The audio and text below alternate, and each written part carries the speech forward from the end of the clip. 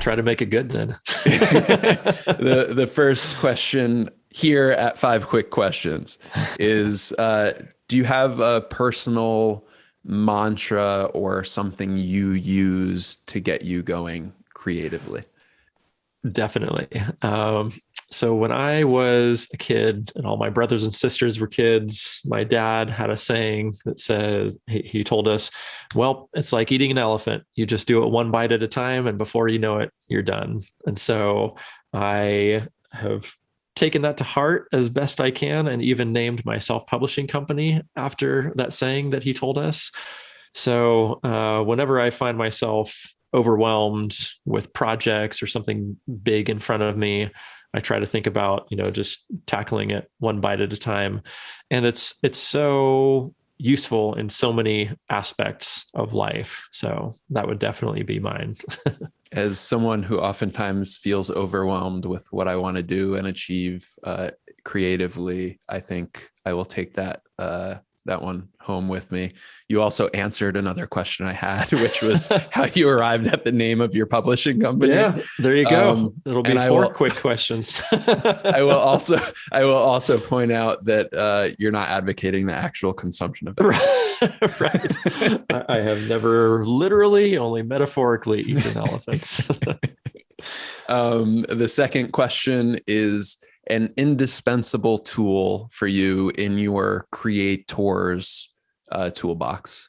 Oh man, so many to choose from. I probably say non-reproducible blue lead, so I don't have to erase anything. I can just scan it and threshold it out. Shaves a few minutes and probably hours off of my life, not having to do that. So I'll go with that one. Something analog for you. I love it. Yeah. Analog and process oriented is really cool.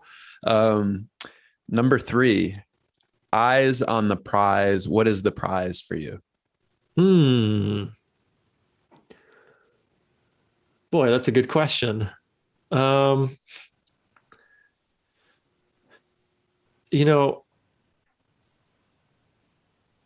Ultimately, I think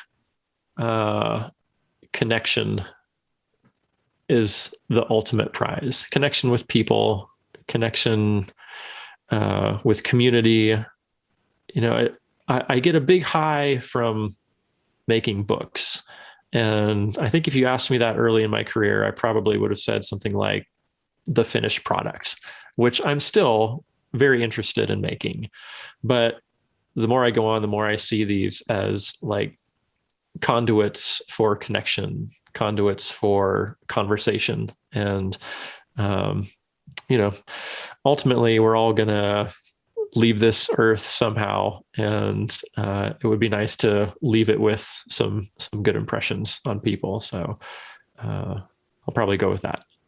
Like your grandfather before you. Yeah, I think that's a very appropriate answer. Thank you. Number 4, this is the point where we start time traveling.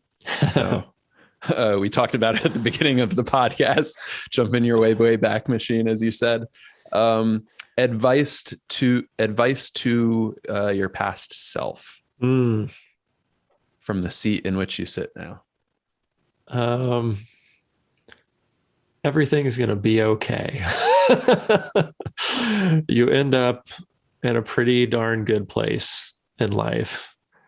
You got an awesome wife, really amazing kid, an unbelievable job, sweet house. You have a collection of pinball machines right behind you. Yeah, I was waiting for it. Like everything's gonna be all right. Don't worry.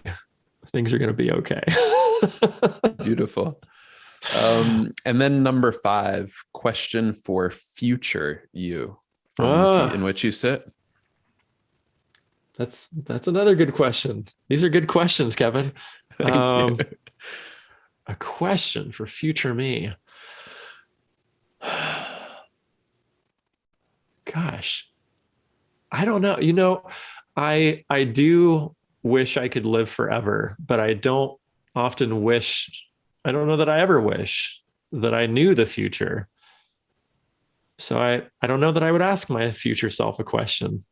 I think I enjoy having uh, agency over my life, and I think I would feel beholden to whatever answer I was given from future me.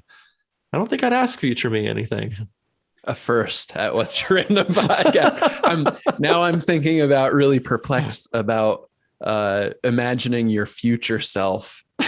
Like, is he disappointed that Get out of here, future self? I don't want to know any of that. You've posed. Let me get there on my own time. As with your forthcoming comic, A Hunter's Tale, I think you just posed another interesting thought experiment and scenario that can get us thinking. So with that, I really want to thank you for bringing out the best of What's Your Random Podcast.